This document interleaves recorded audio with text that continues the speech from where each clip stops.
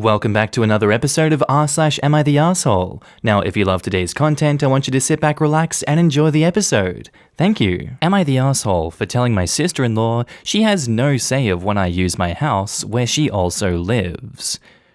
So my siblings and I inherited money from our grandfather when he passed away. Our dad was the administrator, and he was not super strict and let us have access to it for practical things. I convinced my dad to let me have some of it early to buy a condo. It was a 3-bedroom, 2-bath, and the price was amazing and very close to the university. After I bought it, my 2 best friends moved in with me and paid rent, and we lived there till we graduated grad school. I ended up getting married and moved away. I've rented it on and off, and family has lived there as well while attending university.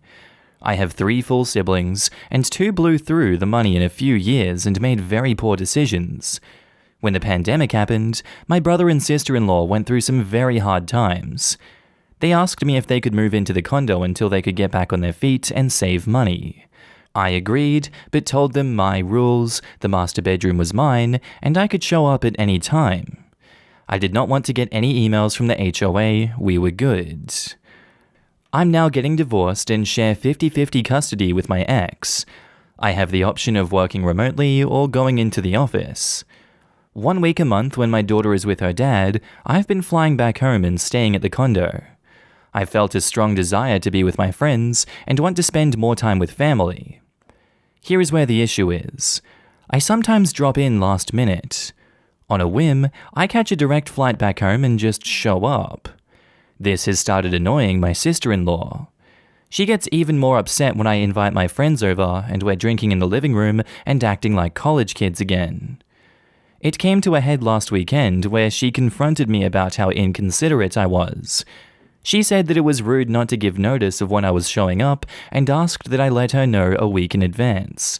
She also said that she did not want my friends hanging out more than once a week and needed to be gone by 11 p.m. Here is where I might be the asshole.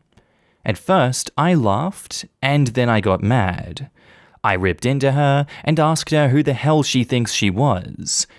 I reminded her that I was the owner of the condo, and she had absolutely no authority to be laying out rules, especially when she was not paying for crap. I told her if she ever came at me like that again, I would toss her out on her ass, and if my brother felt the same way, he could leave with her.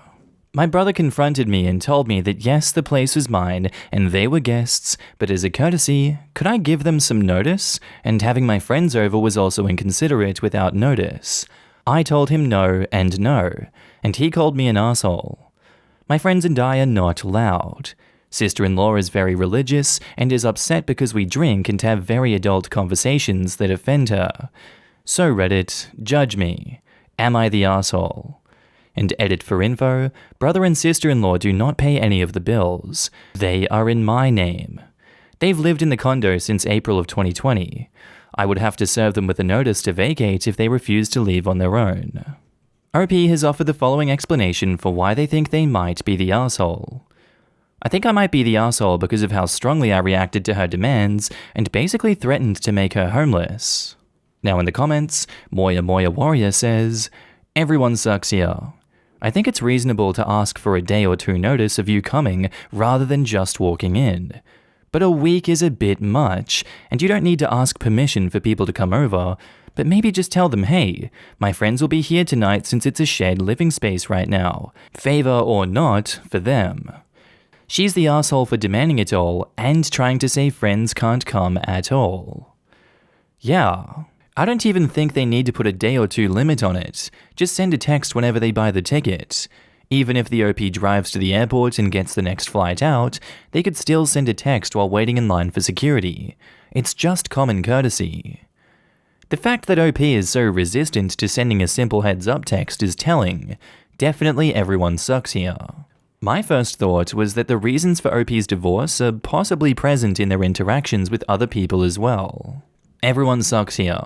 Yes, they're not paying anything, but for decency's sake, you could tell them a couple of days or whenever you know that you're coming over and having guests. A week is a bit much maybe, but it's not like they're asking for veto power. Just a heads up. As for the guests, you say in one paragraph that you act like college kids and the next that you're quiet. Which is it? If it's a weekday, then I think that request to turn it down after a certain hour is fair. All in all, it just seems like you're on a bit of a power trip, and your sister-in-law is stressed about the situation and demanding things past reason. I think maybe if you all calm down and sit and have a real talk with empathy, this could be resolved fairly easily. And Antiquity Queen says, everyone sucks here. You are all the asshole. You basically own the place but are allowing someone to live there as their home, and you're pissed because they'd like some basic things, like your friends not being over past 11. I'm assuming since you said a week, this is happening during work days. If I am wrong, please correct me. Your sister-in-law is the asshole, as is your brother, because they are living rent-free, and you told them from the beginning you would be coming at random times with no warning. This is something you said from the beginning, and they knew about it, so it is pretty aggravating to have them be pissy about it now. Solutions. A. Start charging rent and make it their actual home and stop dropping in, or B. Ask them to leave since you made it clear it is your condo, or C. Have some courtesy, and don't have people over so late and act like you're all still in college. You aren't. I can't get behind the whole giving them notice thing because you did tell them from the beginning. Our next post is by user Absolute Failure, titled, Am I the asshole for telling an employee she can choose between demotion or termination? I own a vape shop. We're a small business, only 12 employees. One of my employees, Peggy, was supposed to open yesterday. Peggy has recently been promoted to manager after 2 solid years of good work as a cashier. I really thought she could handle the responsibility. So I wake up 3 hours after the place should be open, and I have 22 notifications on the store Facebook page. Customers have been trying to come shop, but the store is closed. Employees are showing up to work, but they are locked out. I call Peggy and get no response. I text her, same thing. So I go in and open the store. An hour before her shift was supposed to be over, she calls me back. I ask her if she's okay, and she says she needed to take a mental health day and do some self-care. I'm still pretty pissed at this point, but I'm trying to be understanding as I know how important mental health can be. So I ask her why she didn't call me as soon as she knew that she needed the day off, and her response was, I didn't have enough spoons in my drawer for that. Frankly, I don't know what that means, but it seems to me like she's saying she cannot be trusted to handle the responsibility of opening the store in the AM. So I told her she had 2 choices. 1, go back to her old position with her old pay, or 2, I fire her completely. She's calling me all sorts of ists now, and says I'm discriminating against her due to her poor mental health and her gender. None of this would have been a problem if she simply took 2 minutes to call out. I would have gotten up and opened the store on time, but this no-call, no-show bullcrap is not the way to run a successful business. I think I might be the asshole here because I am taking away her promotion over something she really had no control over. But at the same time, she really could have called me. So Reddit, I leave it to you. Am I the asshole? I'm gonna go with not the asshole for this one because I feel like you covered this one pretty well, and your reasoning versus her reasoning is much more solid. She has the responsibility of being a manager, and she has to live up to those responsibilities. The easy solution out of that one could have been the call you, can you please do this one, I'm struggling right now. That would have been an acceptable solution to this situation. Unfortunately, she chose not to do that, and she suffers the consequences of either 1, demotion, or 2, being fired. That's just the way the world works, and it's unfortunate, but not the arsehole OP. You need someone that you can trust to help run your business. Now in the comments, IAllow79 says, not the arsehole. You aren't taking it away because of her gender or poor mental health. You are reacting to her not following the sickness policy of contacting you before her shift. To be honest, not showing up or contacting anyone, I wouldn't have been giving her the choice. However, check that legally you're okay with that. And OP replies, I gave her the choice because I kind of felt like the whole thing is my fault. I promoted her past her level of success. She was/is an amazing cashier. So I figured I'd reward that. But being good at sales doesn't really translate to being a good manager. I'd be happy to have her here doing her old job. You gave her an opportunity based on her hard work and prior success. You had no way to know that she would display this level of crappy commitment. Not the asshole at all. This behavior costs a business more than just a few hours of trade. She probably couldn't cope with the extra pressure of the managerial position. Either that or something is going on in her out-of-work life. In either case, if she was struggling, she should have said something before it got this bad. Regardless, to fail to call out to allow you to organize to get the business open is totally unacceptable. Not the asshole. Giving her a second chance back in her old position is fine for now, but don't be surprised if she continues with her attitude and ends up having to be terminated. As a spoonie myself, someone who has a limited capacity to perform certain daily actions, I have mental health issues. Work comes first. If she really didn't have enough spoons, units of energy, an analogy used to explain why some days I cannot do some things, to go to work, she needed to call in. She has now screwed you over and ruined her chance at a good job. I would fire her. No, she doesn't have control over her mental health, but she does have a certain control over how she deals with it. Her problems cannot be allowed to kill your business. The spoons thing is referring to Spoon's theory, a psychological theory regarding the amount of energy it takes someone to perform a task. In this example, a normal person might need 1 spoon to call out, but someone with mental and chronic illnesses might need 4. Essentially, a way of explaining it that can be harder to do things when you have a mental illness in a quantifiable way. That being said, as a neurodivergent person, it is complete and utter bullcrap that she didn't make herself call you. It isn't just her shirking a responsibility, it is her making a decision that affects your livelihood and the livelihood of 12 other people. Not to mention the way she affected the customers, because how many more tried to come to the store and didn't say anything on the Facebook? If she didn't have enough spoons to work, fine. But if she can't be trusted to uphold her managerial duties, mental health or otherwise, she doesn't deserve that responsibility. She doesn't deserve the raise and title that goes with it, not the asshole. Our next post is by user TheIceboy99, titled, "Am I the asshole for telling my cousin that I think babies are ugly?" So my cousin had a baby a month ago, and she's been pestering everyone about it non-stop, basically asking everyone what they think of her baby and what not. Well, the other day, she asked me if I wanted to hold her baby, and I politely refused. At this point, things started to go downhill. She began obnoxiously interrogating me about it. Suffice to say, my response was a bit blunt and insensitive. I basically said that I don't like babies that much, and I find them extremely unpleasant to look at. After that, she called me a piece of crap loser and left my residence. Honestly, I would have been kinder about it if she didn't interrogate me the way she did. So, am I the asshole here? And edit, I seriously tried to be nice, which wasn't sufficient, so I resorted to being brutally honest.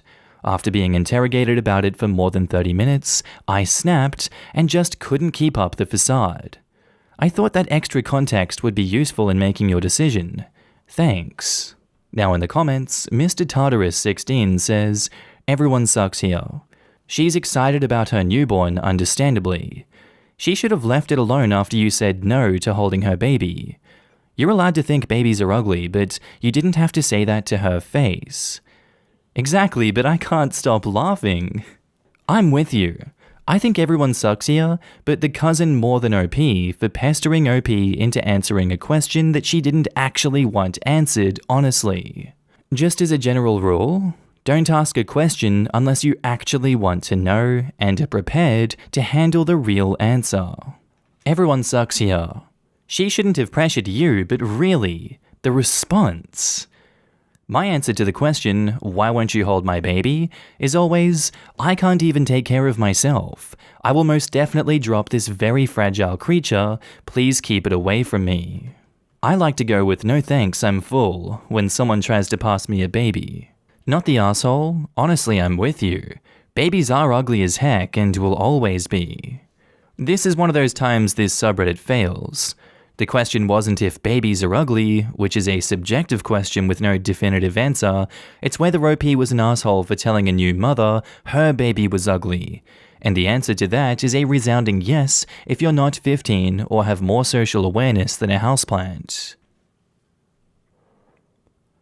And our next post is by user Throwaway3765565 titled, "Am I the asshole for banning my mother-in-law from the house?"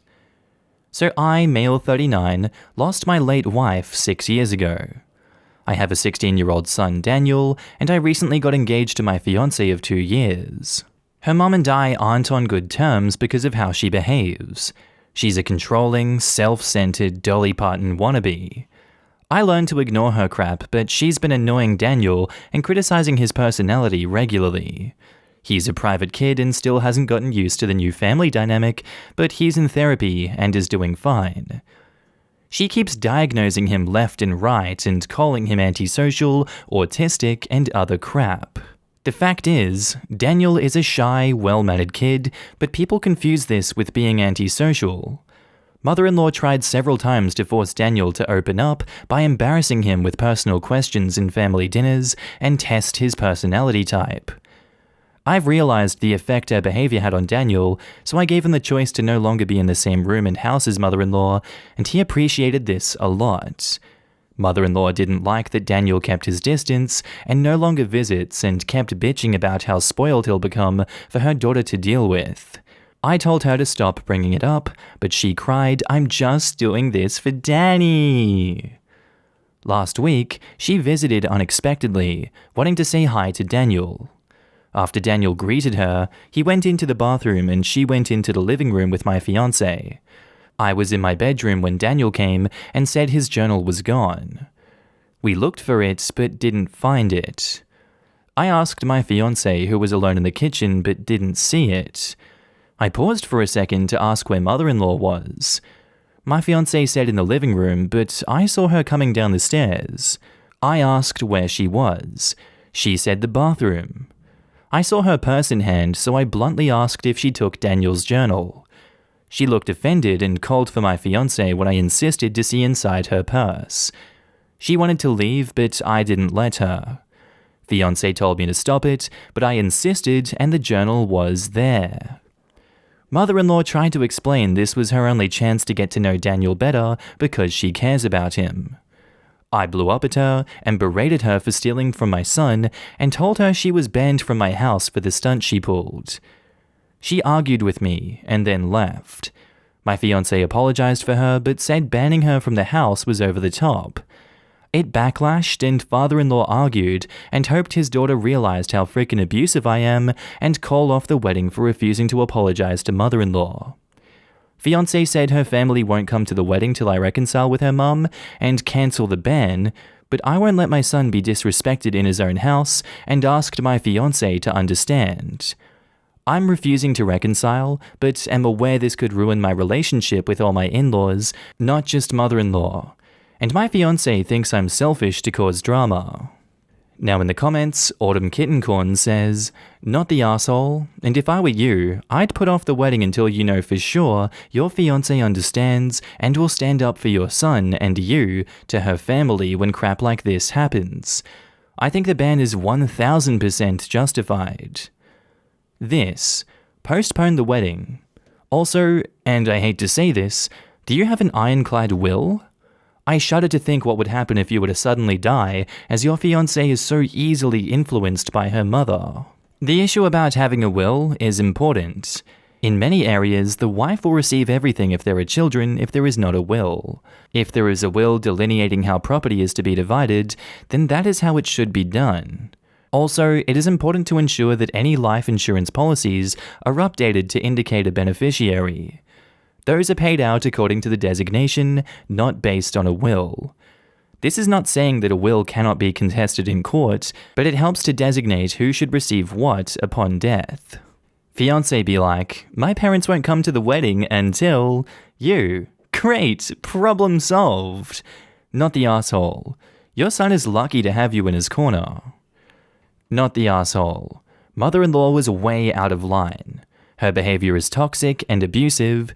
You did the right thing protecting your son from her nonsense. Stand firm. Don't let her family push you around in this. Whatever drama your fiancé will cause will be nothing compared to the damage mother-in-law can do to your son. And OP replies, frankly, I don't understand how my fiancé could say that I'm creating drama when her mum was the one who started it by basically sneaking my son's journal into her purse. This is serious because Daniel uses his journal for therapy, so my mother-in-law crossed several lines here. But my family think I overreacted, even after I told them exactly what she did in my house. Honestly, I think you should hold off on the wedding plans if your fiancé insists on siding with her horrible mother on this one. And Blake X says, not the asshole. But you realize that your fiancé is putting her desire to not want an argument with her family above your son's well-being, right? She should have been standing up for your son against her mother for all her prior behavior already. But the fact that she's actively choosing to basically side with her mother on this by not defending your son is abhorrent. Do you really want to be with someone who would put her own comfort over your son's well-being? Do you really think your son will be able to trust your fiancé? What about feel safe and comfortable in his own home, knowing that fiancé will let her mother in the house?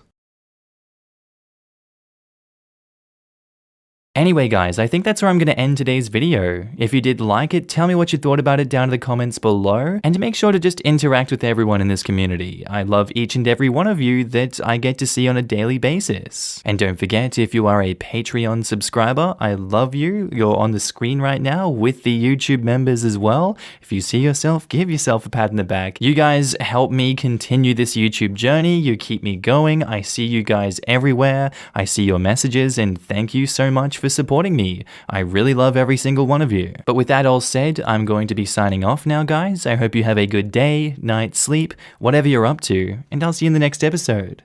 Bye.